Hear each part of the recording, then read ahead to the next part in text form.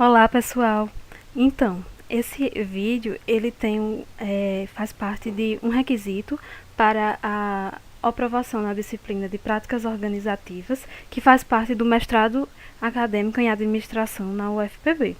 Então ele tem como objetivo trazer para vocês a análise e um relato de uma prática social a partir de uma das abordagens vistas da disciplina.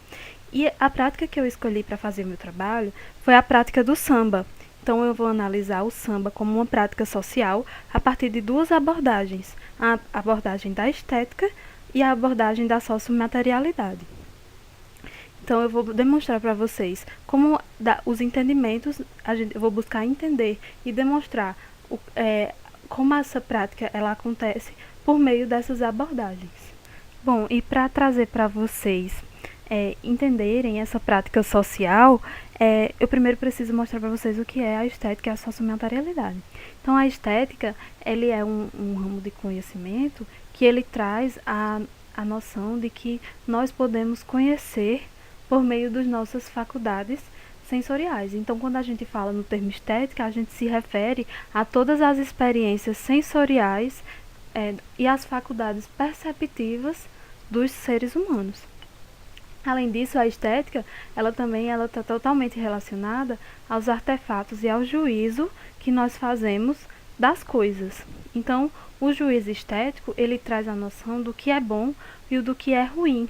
Então, o meu juízo estético sobre algo vai ser bem intrínseco, né, individual, mas ele vai ser formado socialmente. Então, se eu faço parte de um grupo, eu vou ter um juízo provavelmente parecido com as pessoas que estão dentro daquele grupo. A sociomaterialidade, por sua vez, ela traz a noção de que o social ela é resultado da interação entre os atores sociais, né, que são elementos humanos e não humanos. Então, a sociomaterialidade traz a visão de que os materiais, eles também têm agência. Eles também podem influenciar, podem estender ou limitar uma prática social. E as formas estéticas e as sociomateriais que surgem a partir dessa prática do samba, elas têm uma característica situada, né? Por isso a necessidade de relatar essa prática para vocês, porque ela é bem contextual. Então, a estética e a sociomaterialidade, elas serão referência para entender a prática do samba a partir de agora. Bom, e qual o contexto que eu escolhi para tratar sobre essas duas abordagens e sobre a prática do samba? Eu trouxe para vocês o grupo de samba da Liberdade. Esse grupo, ele faz parte do bairro onde eu morava, na cidade de Campina Grande, na Paraíba, e ele foi fundado em 2013 pela iniciativa de alguns amigos que sentiram essa necessidade, né, de se reunir em torno dessa prática, né, em torno do samba, para discutir, para cantar, para compartilhar experiências em torno dessa prática. Então ele surgiu na informalidade mesmo, na vontade de conversar sobre o samba e trazer alguns temas, né, discutir alguns temas. Então não se limita somente a tocar e a dançar, né, o samba em si, mas também ele tem essa questão de ser intersubjetivo, né? Então as pessoas elas compartilham as experiências, elas trocam experiências, seja estética, seja experiência de vida dentro desse contexto mais coletivo, né, desse contexto social do grupo de samba. E aí eu trouxe algumas fotos para vocês. Eles fazem encontros, sejam semanais, sejam mensais, mas aí esses encontros eles sempre acontecem. E aí as pessoas que tocam, geralmente elas não são profissionais, né? São pessoas que têm interesse pelo samba, mas aquelas que dominam o instrumento. E quem não domina o instrumento também vai para dançar, para curtir, para conversar. E aí, por que eu considero o samba como uma prática social? A primeira coisa é que ele é construído socialmente, ou seja, ele tem a característica de ser situado. Por mais que o samba ele tenha alguns rituais e respeite algumas estruturas que sejam bem específicos, né, do samba, além das características da cultura, né, popular, cada roda de samba que acontece, ela é única e ela não se repete. Ou seja, o intérprete, né, a pessoa que está cantando aquela música, ela vai cantar de uma maneira diferente cada vez que ela for cantá-la novamente.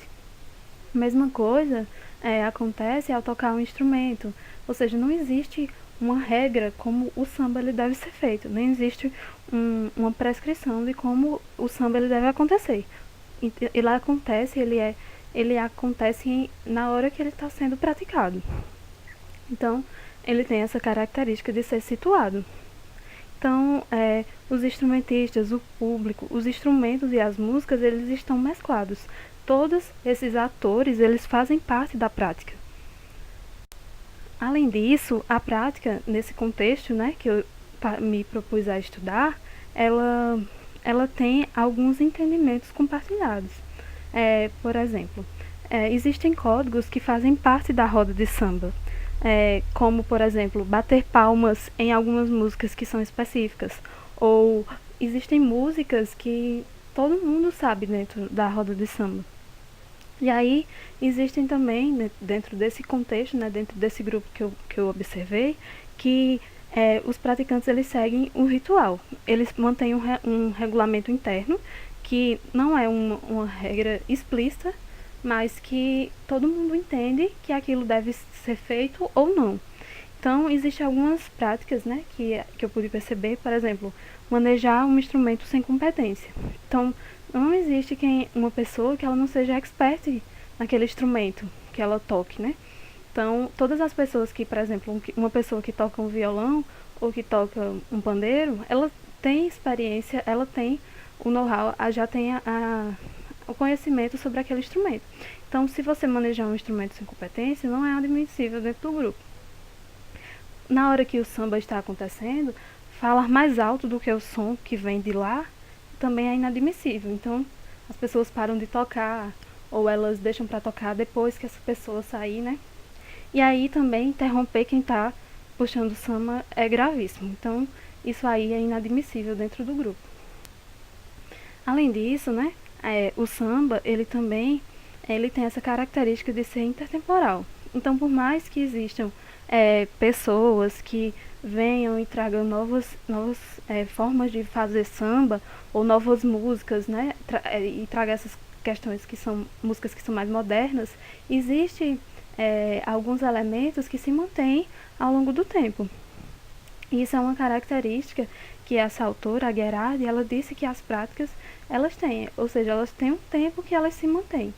E além disso, também, né, a prática do samba, ela é proporcionada por meio dos encontros entre as pessoas.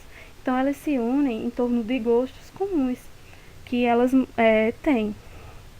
Então elas se juntam a partir desses gostos comuns, desses entendimentos comuns, dessas habilidades que eles têm por serem praticantes, né, do samba. E e por isso, né, eles constroem cotidiano e identidade a partir dessa prática. Então, como a estética e a sociomaterialidade, sociomaterialidade podem nos ajudar a compreender essa prática.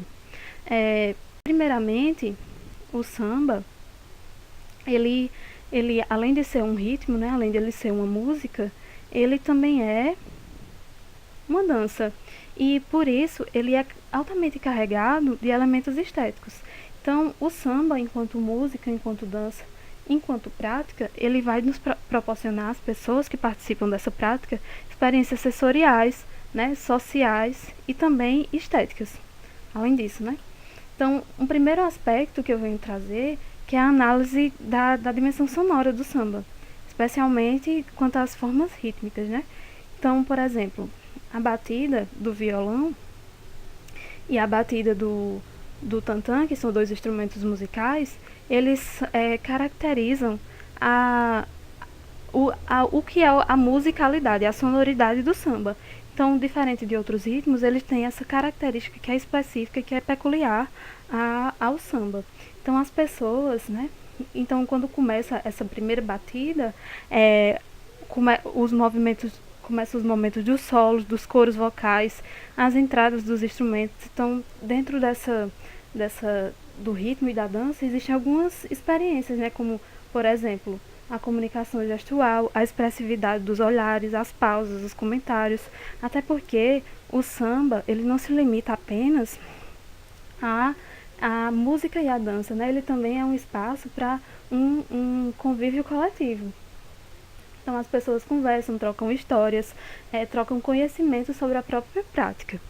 Então, além disso, né, além do que eu já falei, as pessoas, elas, como foi tratado anteriormente, elas são experts na prática. Então, existem as pessoas que vêm de fora e tentam tocar os instrumentos, e aí eles sempre ficam atentos, porque se você desafinar ou se você sair fora do ritmo, eles vão identificar. Então, dentro dessa batida, quando a música começa, existe um clímax, né, na roda de samba, que acontece quando com as baterias, a percussão começa a bater. Então, eu destaquei aí o uso da audição como a principal fonte de experiência estética, da sonoridade, né, do samba.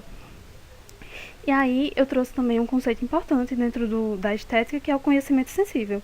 E aí eu trouxe o exemplo desse cara, do Idalmi, que ele é muito experiente. Então, ele é muito conhecido e respeitado dentro desse grupo, porque ele tira as músicas de ouvido. Então, essa expressão tirar as músicas de ouvido é você não recorrer às partituras para você tocar uma música. Então, se alguém pedir uma música, por exemplo, ele já sabe a música, ou se alguém pedir para ele improvisar na hora, ele improvisa. Então, isso faz parte de um conhecimento sensível, de um conhecimento que ele adquiriu e que ele sabe traduzir, né? Porque ele escuta e traduz esse conhecimento que ele vem adquirindo ao longo do tempo. E aí tem essa questão, né? De se você, por esse conhecimento sensível, ele também ser compartilhado, né? As pessoas, elas são muito experientes na prática. Então, se houver alguém que desafine ou alguém que tenha atrapalhado ali a roda de samba, eles param. Então, se desafinou também, o samba para. E aí, como a gente destacou o primeiro aspecto, que foi a sonoridade da música, né, como um elemento estético, o corpo, a corporeidade, né, também é.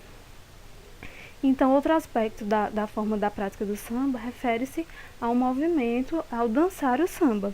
Então, dançar também proporciona aos indivíduos as experiências sensoriais, né? Então, existe um prazer em estar em meio àquela roda, o calor, né, que é proporcionado em estar em meio ali, traz experiências sensoriais que as pessoas não conseguem traduzir, mas que as satisfazem, né? E aí eu trouxe essa frase desse rapaz, que ele também faz parte do grupo de samba, e ele disse: quem não se mexe no samba, bom sujeito não é. Porque quando a pessoa fica parada dentro da roda de samba, as pessoas já taxam como uma pessoa chata, ou como alguém que está querendo atrapalhar.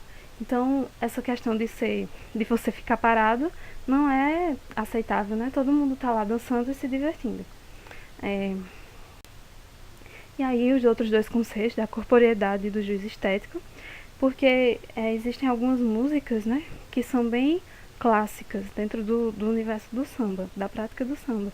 E aí essas músicas, elas, na hora que elas são tocadas dentro da roda de samba, pelo que eu pude perceber, elas destacam a afinidade dos membros com a prática.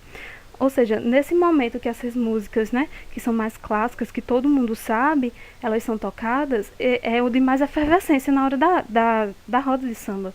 E aí a materialidade da música, ela é incorporada e trazida pelos movimentos do corpo. E as pessoas cantam mais forte. Ou seja, é uma experiência também que é coletiva e que ela é traduzida pelas experiências sensoriais. E aí, para exemplificar o que é o juízo estético dentro desse universo do samba, eu trouxe dentro desse contexto o que eles consideram por um bom samba. Então, dizer o que é um bom samba é julgar esteticamente essa prática, essa música também, né? Então, para eles, um bom samba é aqueles que está ligado às origens do samba, né? O samba de raiz. Esse samba, que ele é mais tradicional e que ele trata sobre a política, que trata sobre as questões sociais, sobre racismo, né? E foi um exemplo que eu trouxe entre os muitos que tem lá no meio da prática.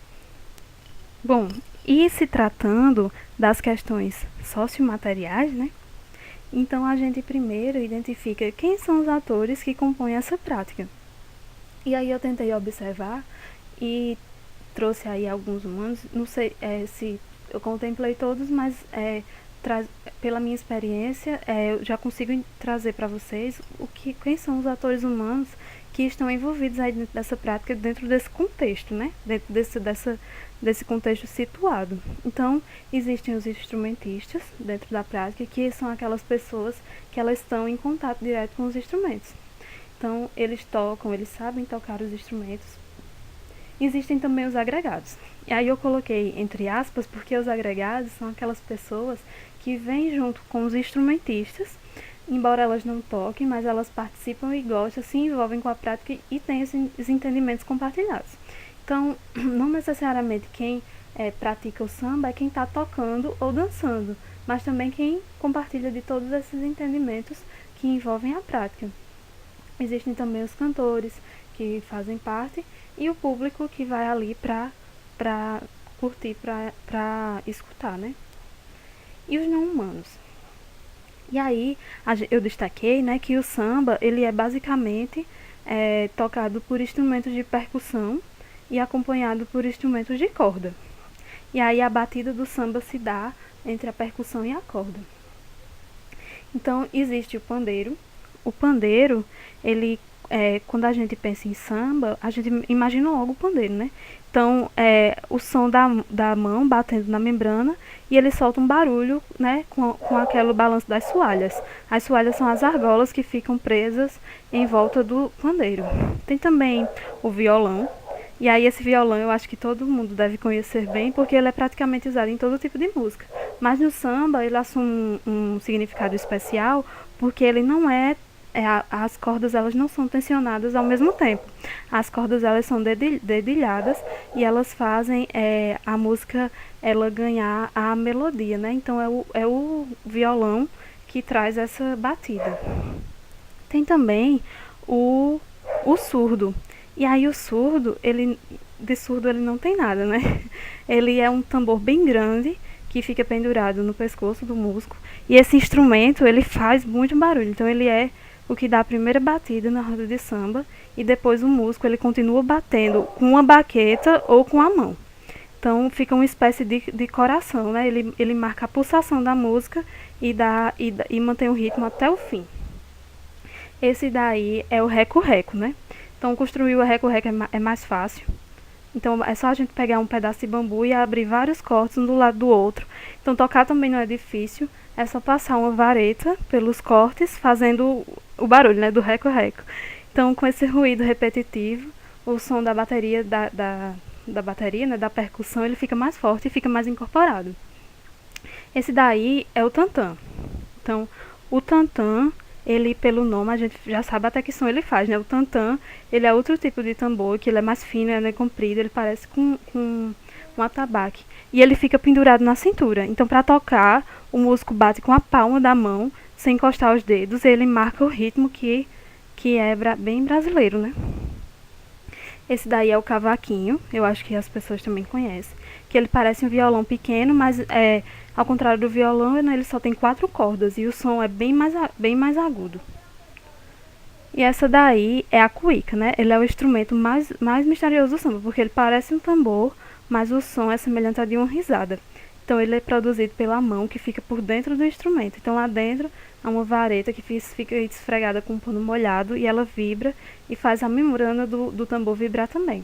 Então do lado de fora, a outra mão do músico vai controlando as notas musicais com a ponta dos dedos. E esse daí é o bandolim. O bandolim, ele é um pequeno...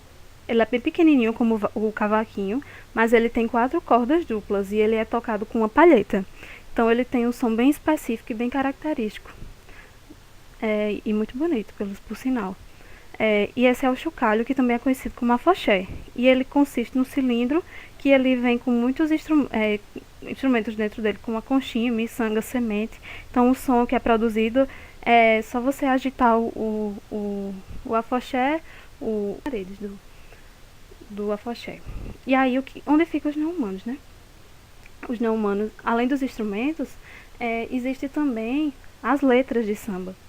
Então, as letras de samba, elas são bem características porque elas você tem que seguir as pistas para encontrar os efeitos do sentido. Então, as pistas, elas de alguma maneira estão no modo como se diz, estão relacionadas com as condições de produção. Então, as letras, elas contam a história do Brasil por um viés mais autêntico. Então, trata do povo brasileiro, do negro, do trabalhador, da prostituta, do malandro, entre outros. E aí, dentro desse contexto que eu olhei, existe também uma linguagem própria. Então, por exemplo, o bamba é uma pessoa que é expert em assunto de samba. Então, se você diz que uma pessoa é bamba, ela porque ela entende muito de samba, né?